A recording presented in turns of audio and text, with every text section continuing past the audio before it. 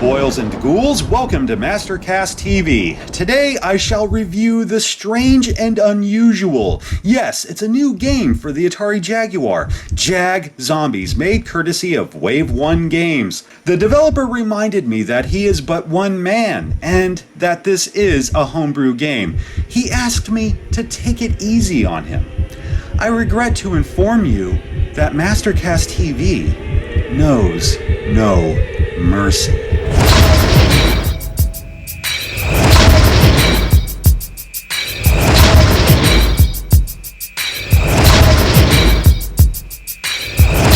All theatrics aside, let us examine the overall package. It's obvious some effort's been put into this. If I didn't know better, I would have thought this were legitimate. The cartridge is a translucent blood red, which I like, even comes with a nice glossy overlay and instructions.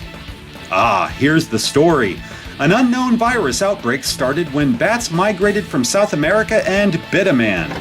Okay, it's curiously vague yet oddly specific. Since he started spreading the virus, there are now hundreds of zombies walking the street.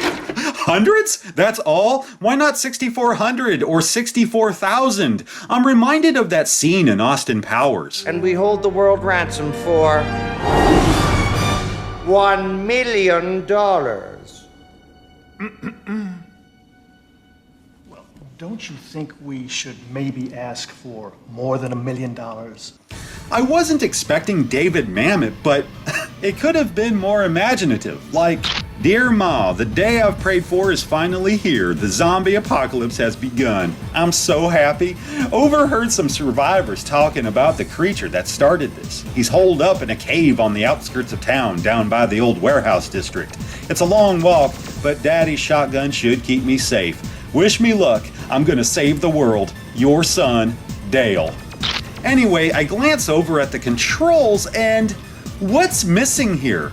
No pause feature. Instead, the pause button toggles the simulated gun flash on and off. I don't get it. Why not use the keypad? Only 4 of the 12 available keys do anything, so why use the pause button?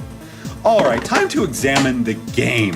JagZombies is comprised of 7 stages. There's a back alley in Moscow, a parking garage, graveyard, haunted railway, a place called Skinwalker Ranch, a creepy warehouse, and finally the lair of the Bat Lord. Don't worry, I'll show you, just be patient. All of these locations are littered with zombies, of course, though bats soon enter the picture when you arrive at the graveyard. 2 of these stages have their own unique threat. The haunted railway features a ghostly train that wipes the plane clean of enemies, though it hurts you in the process.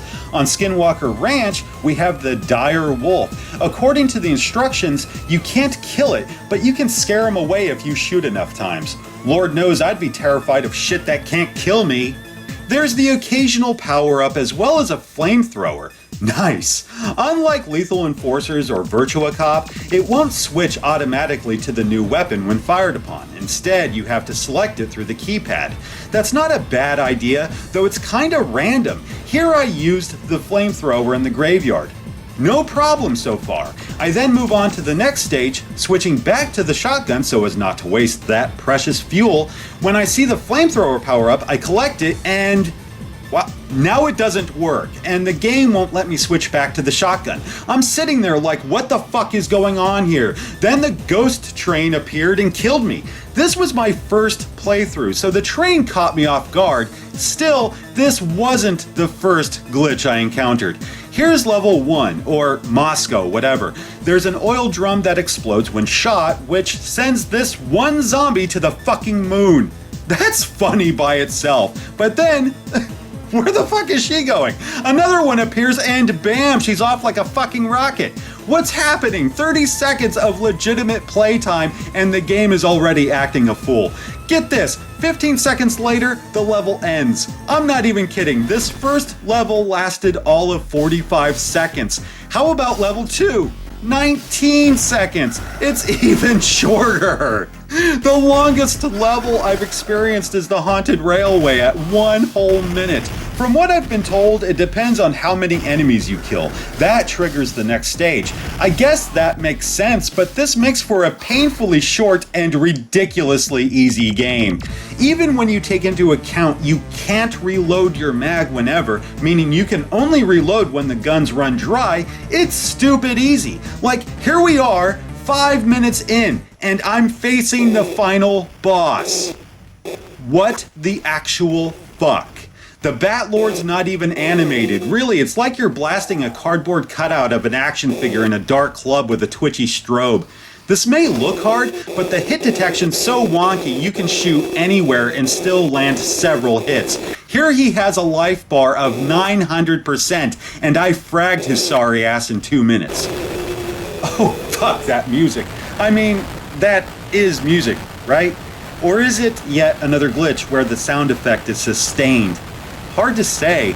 I know one thing though, if Atticus Ross should ever want to kill somebody's speakers, this is the sound he'll use. That is no exaggeration. I had to turn the volume down. Music and gunshots are very low, yet screams and explosions will skull fuck your eardrums like a porn star popping Viagra as if they were M&Ms. Then we have the graphics. They're not terrible, but I can't wrap my head around the perspective. I mean, if the average height of an adult male is 5'10 and a gravestone's 3'8, we either have really tall gravestones or very short people. I just don't get it. Backgrounds look decent, though it's a static image.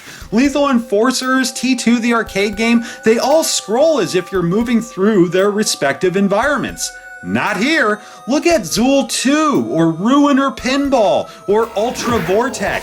It's not like the Jaguar couldn't handle it, so why wasn't that done with JagZombies? Why does the game crash when I try to replay it right after beating the Batlord? Why doesn't the game bother to save your score?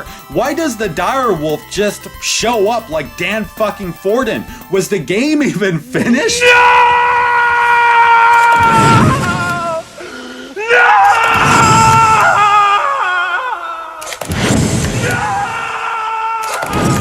Please get the hell out of here.